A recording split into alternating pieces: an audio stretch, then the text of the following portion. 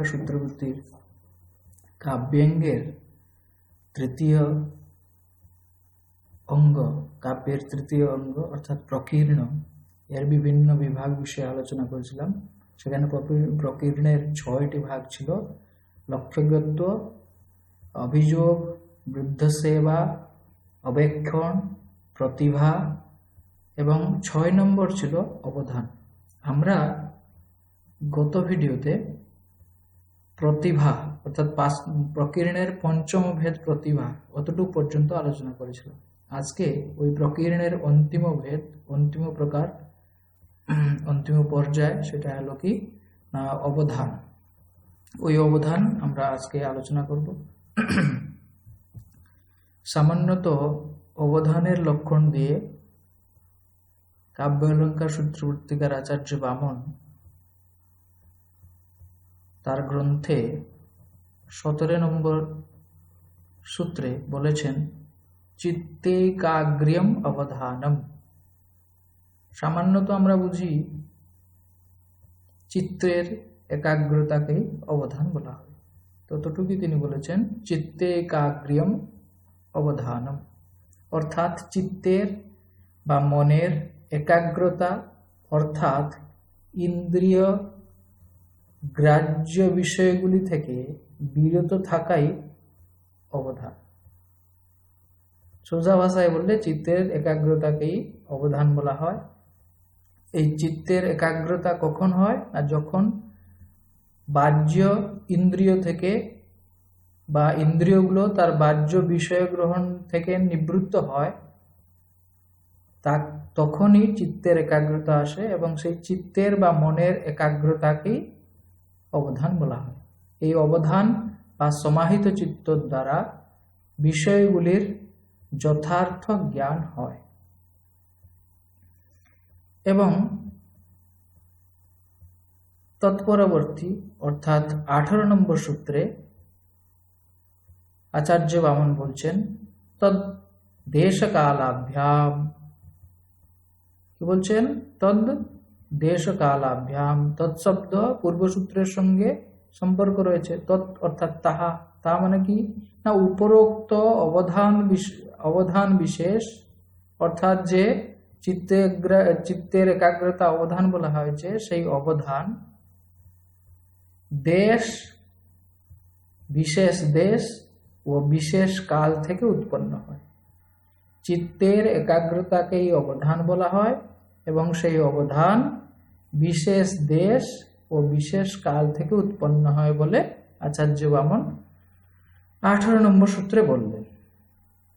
পুনশ্চ প্রশ্নে এসে এই বিশেষ দেশ কি, সেই বিশেষ দেশকে বুঝাইতে গিয়ে তিনি 19 নম্বর সূত্রে বললেন বিবিক্ত দেশ, অর্থাৎ অবধানের উৎপত্তি স্থল যে বিশেষ দেশ, তার অর্থ বিবিক্ত বা নির্জন দেশ। বিবিক্ত শব্দের অর্থ নির্জন, দেশ অর্থ হলো স্থান। তাহলে সেই বিবিক্ত বা নির্জন দেশ থেকেই কি উৎপন্ন হয় না অবধান বা চিত্তের একাগ্রতা উৎপন্ন হয় বলে আচার্য বামনের যুক্তি। দেশকে বুঝাইবার পরে তিনি কালকে বুঝাচ্ছেন। এই কালকে বুঝাতে গিয়ে তিনি বলছেন সূত্র নম্বর 20 নম্বর সূত্র, 20 নম্বর সূত্র কি বললেন তিনি না রাত্রিয়ামস্তুরীয় কাল, অর্থাৎ অবধানের উপস্থিত যে বিশেষ কাল তা হল রাত্রির তুরীয় অর্থাৎ চতুর্থ প্রহর অর্থাৎ ব্রাহ্ম মুহূর্ত। এই ব্রাহ্ম মুহূর্তে চিত্ত লৌকিক বিষয় থেকে নিবৃত্ত হয়, তাই চিত্তের একাগ্রতা ব্রাহ্ম মুহূর্তেই স্থাপিত হয়। তো সারাংশ বা সংক্ষেপে বললে প্রকীর্ণের 6ষ্ঠ বিভাগ হইল অবধান। চিত্তের একাগ্রতাকেই অবধান বলা হয় এবং এই চিত্তের একাগ্রতা বা অবধান বিশেষ দেশ এবং বিশেষ কাল থেকে উৎপন্ন হয়। বিশেষ দেশ বললে বিবিক্ত দেশকে বোঝানো হয়েছে, অর্থাৎ নির্জন স্থানকে বোঝানো হয়েছে। বিশেষ কাল বললে বোঝানো হয়েছে রাত্রির চতুর্থ প্রহর, তুরীয় শব্দের অর্থ হলো চতুর্থ, রাত্রির তুরীয় প্রহর অর্থাৎ চতুর্থ প্রহর অর্থাৎ ব্রাহ্ম মুহূর্ত। এভাবে আচার্য বামন তার কাব্য অলঙ্কার সূত্রটির প্রথম অধিকরণের তৃতীয় অধ্যায়ে বর্ণনা করলেন। তৃতীয় অধ্যায়ে বর্ণনা করলেন কি না, প্রথমেই কাব্যাঙ্গ এবং সেখানে লোক বিদ্যা প্রকীর্ণ ইত্যাদি সমস্ত বিষয়ে আলোচনা করলেন।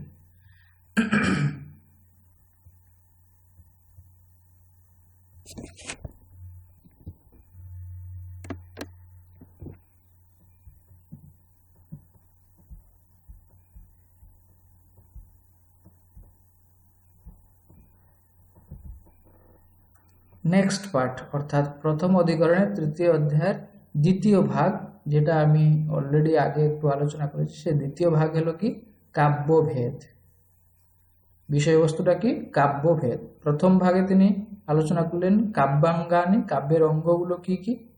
এখন দ্বিতীয় পার্ট অর্থাৎ প্রথম অধিকরণের তৃতীয় অধ্যায়ের দ্বিতীয় অংশে তিনি আলোচনা করছেন কি কাব্যের ভেদ বা কাব্যভেদ।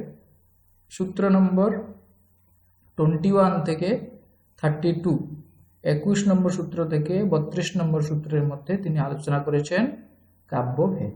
আচার্য বামন প্রথমে কাব্যকে দুই ভাগে বিভক্ত করে বলেছেন। সূত্র নম্বর 21, কাব্যম গদ্যম পদ্যম চ। 21 নম্বর সূত্র কি কাব্যম গদ্যম পদ্যম চ, অর্থাৎ কাব্য গদ্য ও পদ্য ভেদে দ্বিবিধ। গদ্য গুরু লঘু নিয়মাদি নিয়ম সহজে লক্ষ্য করা যায় না। গদ্যে গুরু লঘু নিয়মাদি সহজে লক্ষ্য করা যায় না বলে গদ্য রচনা কষ্টসাধ্য। তাই উভয় প্রকার কাব্যের মধ্যে গদ্যের শ্রেষ্ঠত্ব সম্বন্ধে বলা হয়েছে গদ্যং কবীনাং নিকষম বদন্তি, অর্থাৎ গদ্যই কবিগণের কষ্টি পাথর। নিকষ এর অর্থ স্বর্ণের বিশুদ্ধি পরীক্ষার জন্য ব্যবহৃত পাথর। তাই কষ্টি পাথর দ্বারা যেমন স্বর্ণের বিশুদ্ধতা পরীক্ষা করা হয়, তেমন গদ্য কাব্যের রচনাই একজন কবির শ্রেষ্ঠত্বের পরিচায়ক। তাহলে মোটামুটি 21 নম্বর সূত্রে কি বললেন না, কাব্যকে তিনি দুই ভাগে বিভক্ত করলেন, সে হলো গদ্য এবং পদ্য। এবং গদ্য এবং পদ্য দুটির মধ্যে তিনি বলছেন গদ্য হলো শ্রেষ্ঠ, এবং সেই শ্রেষ্ঠত্বকে উল্লেখ করতে গিয়ে তিনি পূর্ব আচার্যদের মত গদ্যম কবিনা নিকষম বদন্তি এর উল্লেখ করেছেন এবং তাকেও বুঝাই দিয়েছেন। এ হলো 21 নম্বর সূত্র। 22 নম্বর সূত্রে তিনি বলছেন গদ্যের বিভাজন। গদ্য কত প্রকার কি বলছেন তিনি 22 নম্বর সূত্রে না, গদ্যং বৃত্তগন্ধি চূর্ণম উৎকলিকা প্রায়ঞ্চ, অর্থাৎ গদ্য কাব্য বৃত্তগন্ধি, চূর্ণক বা চূর্ণ ও উৎকলিকা ভেদে 3 প্রকার। তাহলে গদ্যকে তিনি 3 ভাগে বিভক্ত করলেন কি কি বৃত্তগন্ধি, চূর্ণ ও উৎকলিকা। সূত্র নম্বর 23, সেখানে 23 নম্বর সূত্রে তিনি যে গদ্যের যে প্রথম ভেদ সেটা হলো বৃত্তগন্ধি, তাকে বুঝাচ্ছেন। কি বলছেন তিনি না, পদ্য ভাগবত বৃত্তগন্ধি, অর্থাৎ যে গদ্য কাব্যে পদ্যের অর্থাৎ বৃত্ত বা ছন্দের অংশমাত্রের অস্তিত্ব রয়েছে, সেই গদ্যকে বলা হয় বৃত্তগন্ধি। উদাহরণ, পাতাল তাল তলবাসিষু দানবেষু, এই গদ্যখণ্ডে বসন্ত তিলক বৃত্তের বা ছন্দের অংশ লক্ষিত হওয়ার কারণে গদ্যাংশটি বৃত্তগন্ধির উদাহরণ। মোটামুটি বললে কি বোঝা যায় না, বৃত্তগন্ধি কাকে বলা হবে? বৃত্ত বললে আমরা বুঝি ছন্দ। যে গদ্যাংশে, যে গদ্যে ছন্দের আংশিক উল্লেখ বা ছন্দের উল্লেখ থাকে, ছন্দবদ্ধ যে গদ্য বাক্যটি, সেই বাক্যগুলোকে বা সেই গদ্যগুলোকে কি বলা হয়? বৃত্তগ্রন্থি বলা হয়। সূত্র নম্বর 24। 24 নম্বর সূত্রে তিনি বোঝাচ্ছেন চূর্ণ কাকে বলা হয়। চূর্ণকে বুঝাইতে গিয়ে তিনি বলছেন অনাবিদ্ধ ললিত পদম চূর্ণম, অর্থাৎ যে গদ্যে অনাবিদ্ধ অর্থাৎ দীর্ঘ সমাসবর্জিত ও ললিত অর্থাৎ কোমল পদবিন্যাস থাকে তাকে চূর্ণ বলা হয়। অর্থাৎ যে গদ্যে দীর্ঘ সমাসযুক্ত পদের উল্লেখ থাকে না এবং কোমল অর্থাৎ কঠিন শব্দ না থাকে সহজ কোমল শব্দগুলোর বা পদগুলোর বিন্যাস থাকে তাকেই বলা হয় কি? চূর্ণ। উদাহরণ দিয়েছেন তিনি কাব্য অলঙ্কারে, অভ্যাসো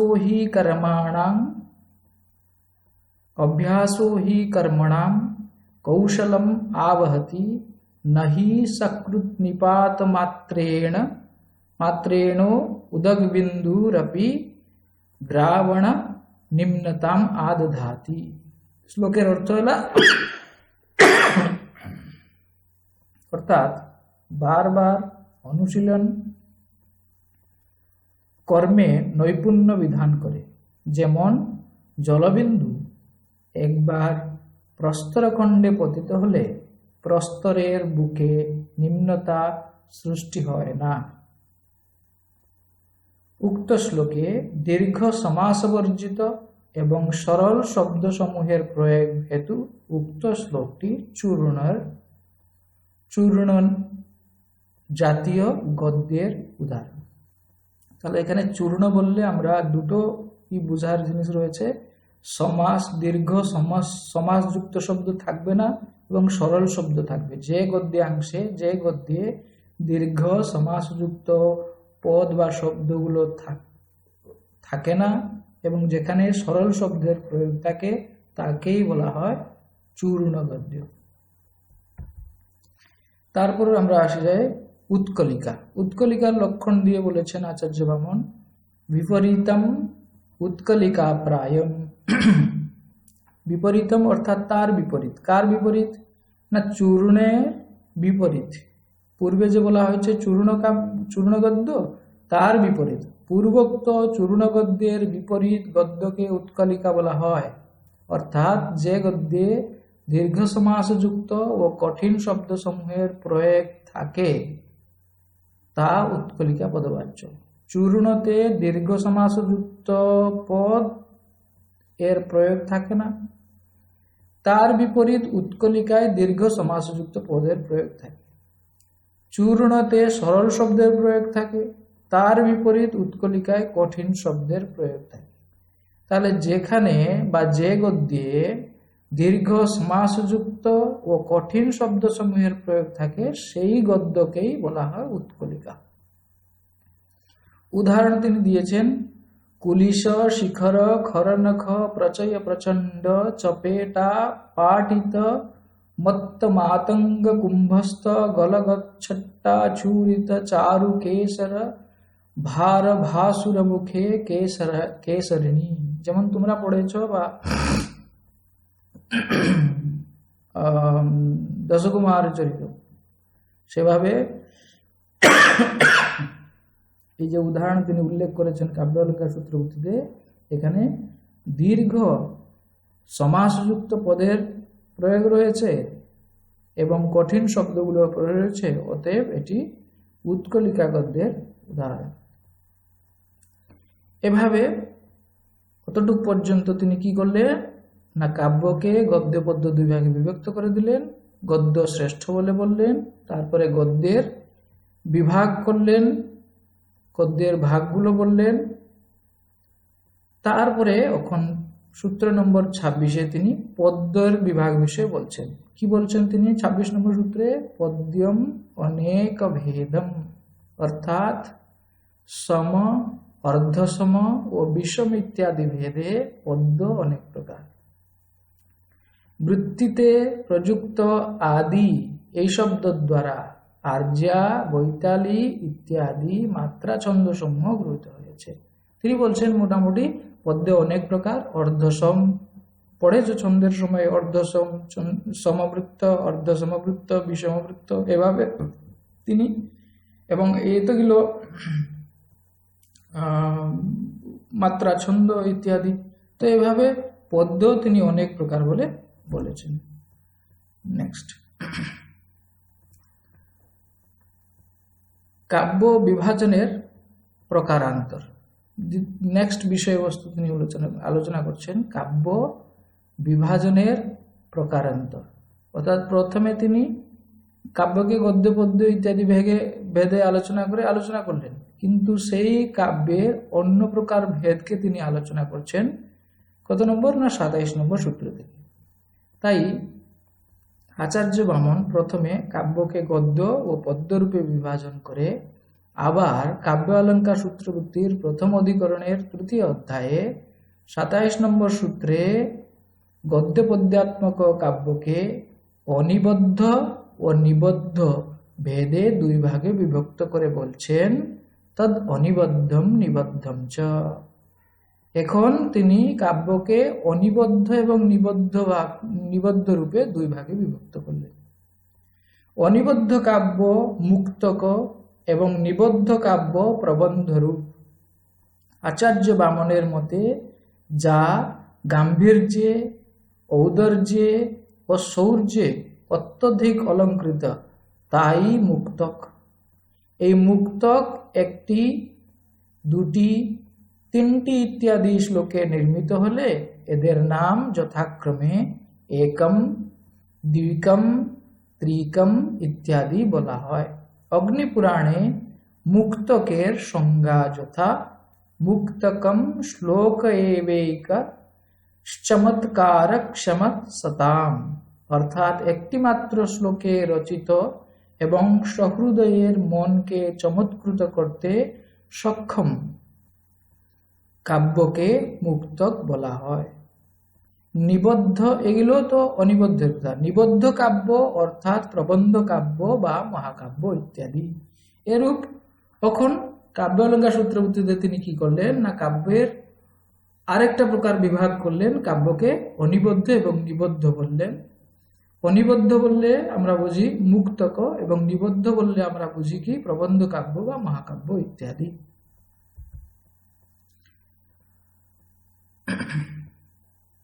সূত্র নম্বর 28 নম্বর সূত্রে কি বললেন?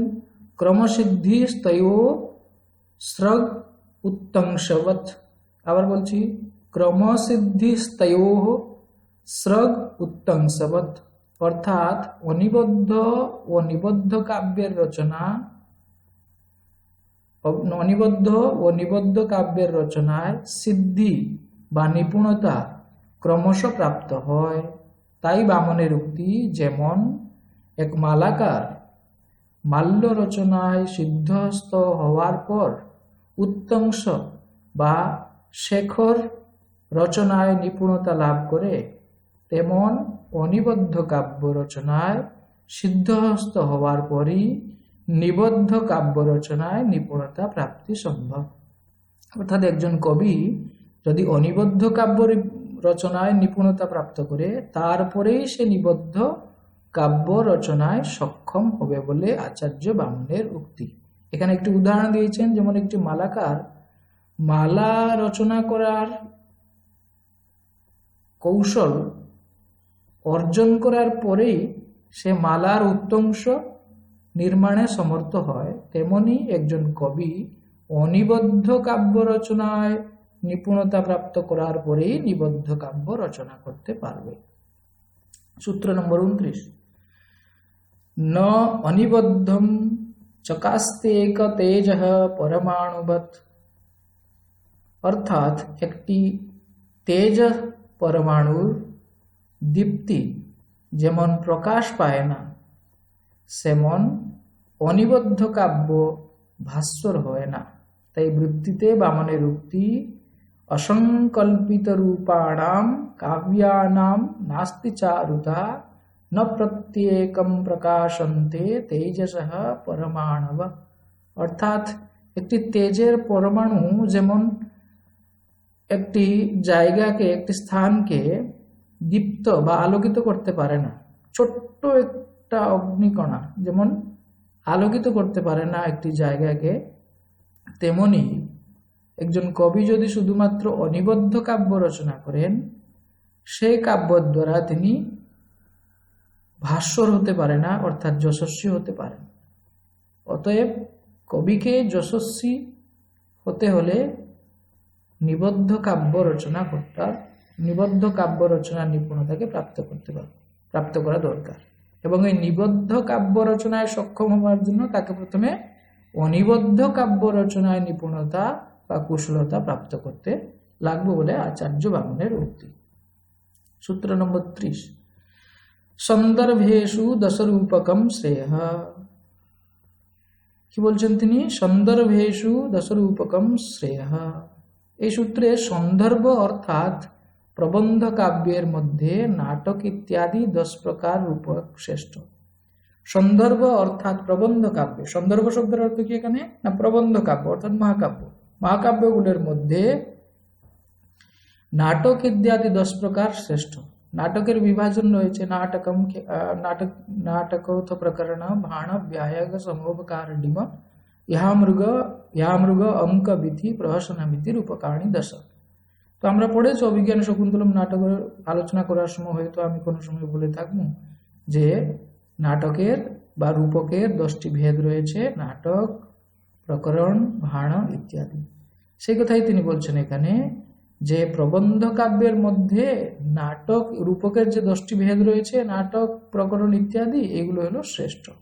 কেননা তদ্ধি চিত্রম চিত্রপটবৎ বিশেষ সাকল্যম। উক্ত নাটক, তদ্ধি তা অর্থাৎ উক্ত নাটক, প্রকরণ, ভাণ ইত্যাদি 10 প্রকারের রূপকে বৈশিষ্ট্য সমূহ সমগ্র রূপে বিদ্যমান থাকার জন্য রূপক চিত্রের ন্যায় বিচিত্র। তিনি বলছেন এই রূপকের যে 10টি ভেদ নাটক ইত্যাদি, সেই নাটক ইত্যাদিতে চিত্রের মতো বৈচিত্র্য থাকে। তাই সেই নাটক, প্রকরণ, ভাণ ইত্যাদি রূপকের 10টি ভেদকে শ্রেষ্ঠ বলে আচার্য বামন উল্লেখ করেছেন। তারপরে বলছেন ততোত অন্য ভেদ কৃপ্তি। সেই 10 ভেদ বিশিষ্ট রূপকের থেকে কাব্যের অন্যান্য ভেদের কল্পনা, কথা, আখ্যায়িকা, মহাকাব্য প্রভৃতির কল্পনা 10 প্রকার রূপকের ভেদ থেকেই হয়ে থাকে বলে আচার্য বামনের উক্তি। এভাবে আমরা দেখলাম আচার্য বামন কাব্য অলঙ্কার সূত্রবৃত্তির প্রথম অধিকরণের 3য় অধ্যায়ের 2য় অর্থাৎ 21 নম্বর সূত্র থেকে 32 নম্বর সূত্রের মধ্যে কাব্যের ভেদ বা কাব্যের বিভাজন এই বিষয়টি আলোচনা করলেন। কাব্যকে তিনি 2 ভাগে বিভক্ত করেছেন, প্রথমে 2 প্রকারে বিভক্ত করেছেন। প্রথমে তিনি ভাগ করেছেন কাব্যকে গদ্য এবং পদ্য। এই গদ্য পদ্যের মধ্যে বলেছেন গদ্য হলো শ্রেষ্ঠ। আবার সেই গদ্যের বিভাগ বলেছেন, সেগুলো কি কি? না বৃত্তগন্ধি, চূর্ণ, উৎকলিকা। পদ্য কি বলেছেন? না সম, বিষম, অর্ধসম ইত্যাদি ভেদে পদ্য অনেক প্রকার। অতটুকু বলার পরে আবার তিনি কাব্যের 2য় প্রকার ভেদ করলেন, 2য় প্রকার বিভাজন করলেন। 2য় বিভাজন কি করলেন? না কাব্যকে অনিবদ্ধ ও নিবদ্ধ 2 ভাগে বিভক্ত করলেন। অনিবদ্ধ বললে মুক্তকে বোঝানো হয়েছে এবং নিবদ্ধ বললে মহাকাব্যকে বোঝানো হয়েছে। এবং এই অনিবদ্ধ নিবদ্ধ কাব্য রচনায় কবির নিপুণতা কেমন হবে? না ক্রমশ হবে। অর্থাৎ অনিবদ্ধ কাব্য রচনায় নিপুণ হওয়ার পরই একজন কবি নিবদ্ধ কাব্য রচনা করতে পারবে। এবং একজন কবি যদি শুধুমাত্র অনিবদ্ধ কাব্য রচনা করে তাহলে তিনি যশস্বী হতে পারবেন না। যেমন তিনি উদাহরণ দিয়েছেন একটি ক্ষুদ্র আগুনের কণা যেমন একটি জায়গাকে আলোকিত করতে পারে না, ভালোভাবে আলোকিত করতে পারে না, তেমন শুধুমাত্র অনিবদ্ধ কাব্য রচনা করলে একজন কবি যশস্বী হতে পারবে না। অতএব অনিবদ্ধ কাব্য রচনায় নিপুণতা লাভ করার পর কবিকে নিবদ্ধ কাব্য রচনা করতে হবে। এবং এই সন্দর্ভে অর্থাৎ এই প্রবন্ধ কাব্য বা মহাকাব্যের সন্দর্ভে তিনি বলছেন রূপকের যে 10টি ভেদ সেগুলো শ্রেষ্ঠ। রূপকের যে 10টি ভেদ নাটক, প্রকরণ, ভাণ ইত্যাদি এগুলো শ্রেষ্ঠ। কেননা নাটক, প্রকরণ, ভাণ ইত্যাদিতে চিত্রের মতো বৈচিত্র্য রয়েছে। এভাবে এই আলোচনা থেকে আমরা তৃতীয় অধ্যায়ের কাব্যভেদ যে আলোচনাটি রয়েছে এটাকে আমরা আজকে শেষ করলাম। এবং এখানেই কাব্য অলঙ্কার সূত্রবৃত্তির যতটুক যা আলোচনা আগে আমরা ক্লাসে করেছি, লকডাউনের পরে ভিডিওর মধ্যে মধ্যে আমি সমস্ত ইউনিটগুলো, সমস্ত কাব্য অলঙ্কারের সমস্ত বিষয়ে আলোচনা করলাম। আশা করি এই ভিডিওটি তোমাদের জন্য উপাদেয় হবে। এগুলোকে দেখে তোমরা যেখানে না বুঝতে পারো প্রশ্ন করতে পারো বা কলেজ